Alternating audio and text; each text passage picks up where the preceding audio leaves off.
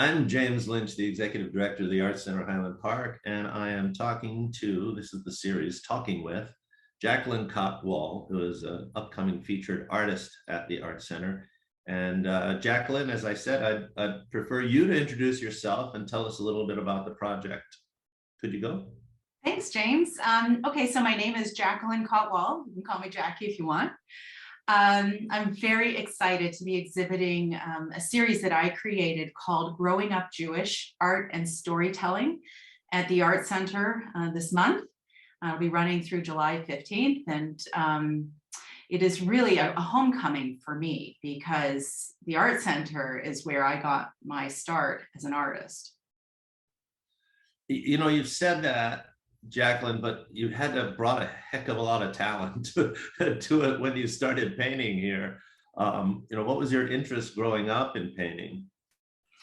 That's a good question, James. My mom is a professional artist, and she's a huge influence on me, but I didn't actually think I was going to pursue it as a career per se. But I will say that every single report card that I ever got at Owen Public School in Toronto, where I grew up, said the same thing year after year. Jackie talks too much and she's good at art. You just hit the nail on the head for a lot of people who'll be watching this. A lot of people are connected to. But yeah, the project, I think it was about 3 years ago, you came in and talked to me about this project. And it's, I had recommended you right away to Madrone Gallery. Yes. Here, who, you know, people that I know, because they could feature you faster and get it up, because we have, you know, our schedule without a year, and then COVID hit, and then here we are again. But it really took off, though. It's been in all around the country, if not all around the world, right? Where has it been? Well, there's something about launching a traveling exhibit that seems incredibly naive and stupid, but doing it in the middle of a pandemic just takes the cake. Mm-hmm. In the end, Zoom became an incredible tool for me to reach literally thousands of people around the world.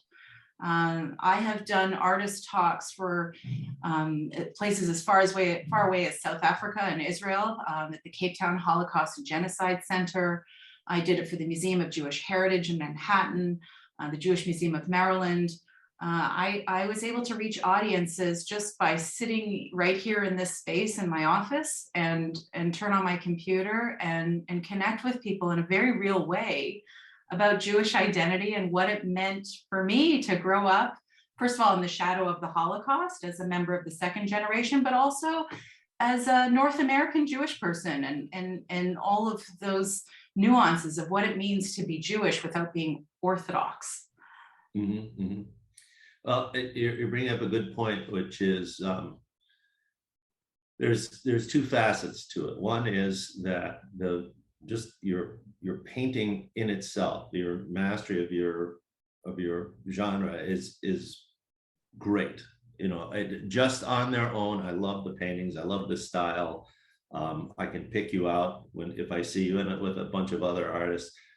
But so for that alone, people should come see the exhibit, because each piece is individually is beautiful.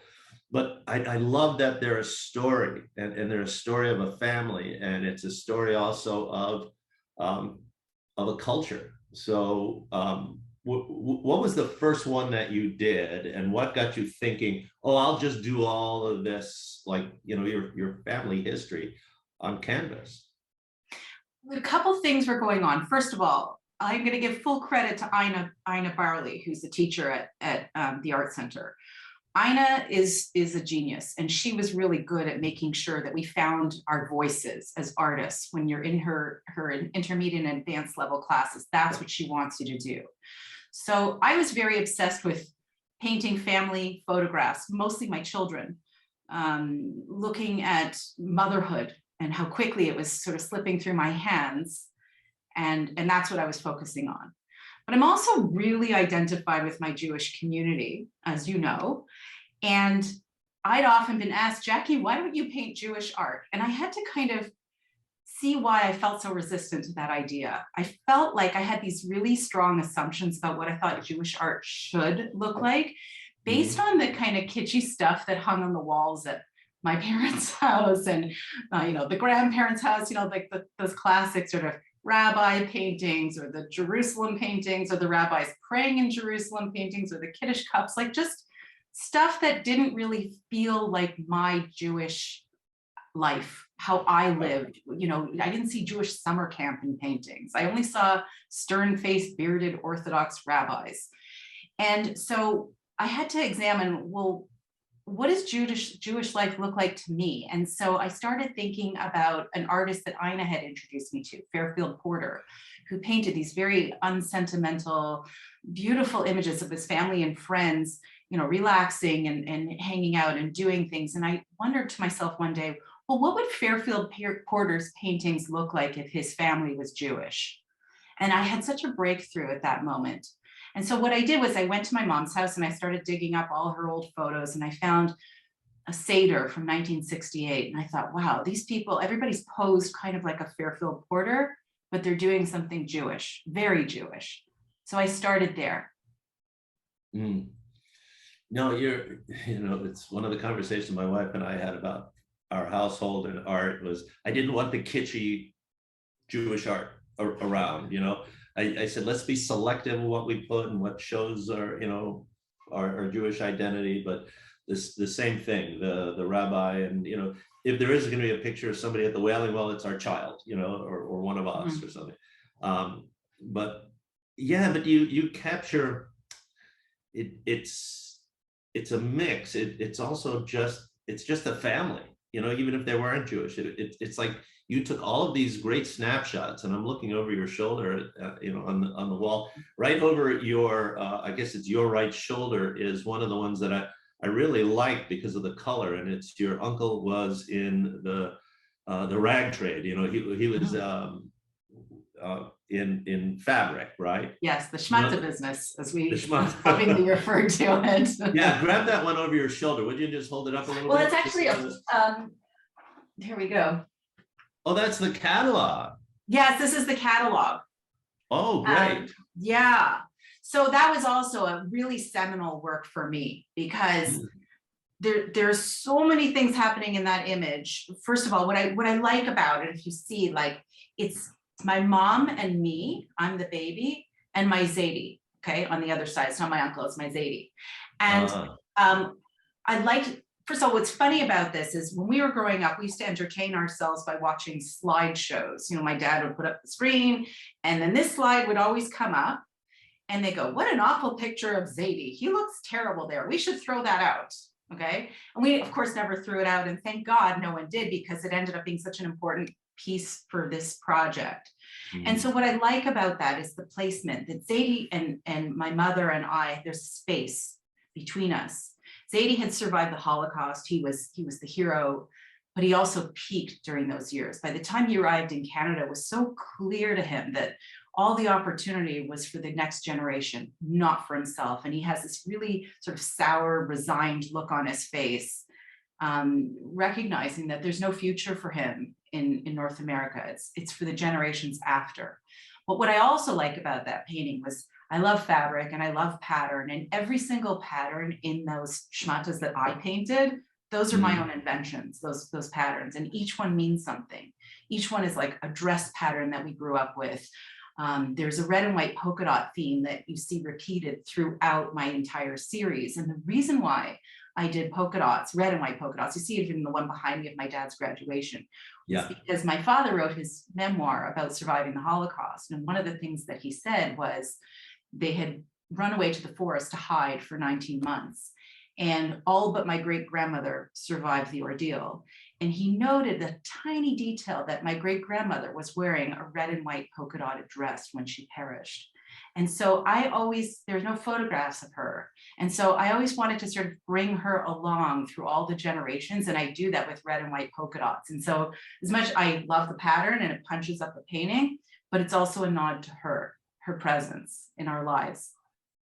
Oh, that's wild. And I'm probably not a good listener. I didn't realize that was your that you were in the picture. It was your mom and your grandfather, but the challenge to just to paint something with all of those colors and then still have those images stand out in front of it. You know, it just the mastery of painting was, it's great. Thank you. You know, we just keep bringing up your family history, and rightly so, and even the Holocaust, but the just to like go by my gut on it, the tone of all of these is incredibly positive. The colors are bright. The you know, people at the beach, or you know, at a swimming pool, or you know, a family event. It's an overall uplifting and positive exhibit, I think. Has anybody mentioned that or brought that up in the various places that you've shown it? Oh yeah. Oh yeah, it is upbeat. I mean, you know, I love, I'm so corny, but I love Fiddler on the Roof. I'm just, and so much of what you're seeing here is, you know, from sunrise, sunset. Jewish life is laden with happiness and tears. Right. So I do try and convey that here, but understand that, you know, I'm a member of the second generation. As I mentioned, my parents were both Holocaust survivors. Mm-hmm. But to grow up in our home and with our extended family, my sisters and I were regarded as like precious walking miracles on earth. You couldn't have seen 5 girls who were more loved and adored and appreciated than the 5 of us. And so my feelings about being raised by people who had suffered so much are, they're underscored by this notion, this feeling that we were so loved, we were so appreciated, we were such a victory and regarded as a victory for them. So our household felt up. We didn't have a heavy feeling in our home. It was an up feeling. And I try and convey that. It was a fun, like free-for-all house. There were like almost no rules. So, well, you know, I grew up in different circumstances than you, but I relate to these paintings because of that snapshot of families celebrations, families together, you know, those little moments, and it really is like, you know, also my generation, what I go back and look at are the old black and white actual printed pictures with the date in the corner. You go, oh, you know, that's 1969 or that's 1972 or whatever. And I get that feeling looking at your paintings, like going through the old family album and go, oh, I remember that moment, or I remember that that event. And you know, it has that feeling. Just on a technical side, each one of those pieces, how long do you think you spend on any single one of them? the one with the textiles took me the longest, as you can Yeah. imagine. Yeah. That one was probably 6 weeks straight of, you know, 5 days a week, you know, getting into the studio and hammering it out. And, you know, I just tell the kids and my husband to eat cereal. I'm busy. Sometimes when I'm really inspired, I can make something very complicated and involved in the space of a week, you know, just going back in and layering it. And it's like I coax it off the canvas, and like you said, you know, with the patterns, and it's like a game, you know, almost to me. It's like, okay, how do I make something recede and make something else come forward, but still have all this action going on? Turn up the volume, turn down the volume. Like it's an exercise that I love. It's a really good meditation. Well, out of all the interviews that I've done like this, and I've done a few of them, I've never asked that question before. And the reason it occurred to me just now is, how many paintings are there, do you think? 42. 40. And I know that at times that when they're not out on exhibit somewhere, they're decorating the walls of all over your house, right? So yeah, well, I live in a 1930s typical kind of Highland Park house. yeah. And in the back, we have a second staircase in the back. And there's the wall going all the way up, floor to ceiling. And it's a very tall ceiling. It's covered in them. I mean, it's literally covered. Yeah, there's a Wild. magazine image or somebody did an article about you or something, and I think that image was there, and it was pretty Yeah. striking. But 40 pieces, and you think that each one could take you, 6 weeks, 4 to 6 weeks Yeah. to do. It also represents a major chunk of your life. It's Time you the spent best doing part. it. Yeah. And you know, aside from being with family and friends, I can't think of anything better to do. Well, we're gonna have, I said I'm gonna keep it to 15 minutes, and we're either there or past already. So we're gonna have, I'll put the dates of the exhibit on the, underneath our faces on this thing. And on the 23rd at 7, on June 23rd at 7 o'clock, we have an event here, in a reception, in a talk with you. Mhm. And but just for anybody who comes to look at the exhibit who doesn't get a chance to talk to you or interact directly with you, what would you say about the exhibit, and just like just a short blurb? What should they be looking for, seeing, and just what would you want I to tell them? think, you know, the thing I didn't expect is look for yourself. Mhm. See your own story in this. You know, that was what was so wonderful about this, is that it wasn't just my family story that happened here. This is your story too. This is, you know, being with family and friends, talking about, you know, the uncle that everybody forgot about and who passed away many years ago, and remembering him, calling your mom, asking questions about those old black and white pictures, and researching the story and finding out, you know, how amazing your forebears really were, what they had to do to, you know, start over a new country and rebuild themselves and create a life. That's what I see in these paintings, and that's what I hope others will experience when they look at them. I'm glad I asked you that question, because I wasn't able to formulate what I was thinking.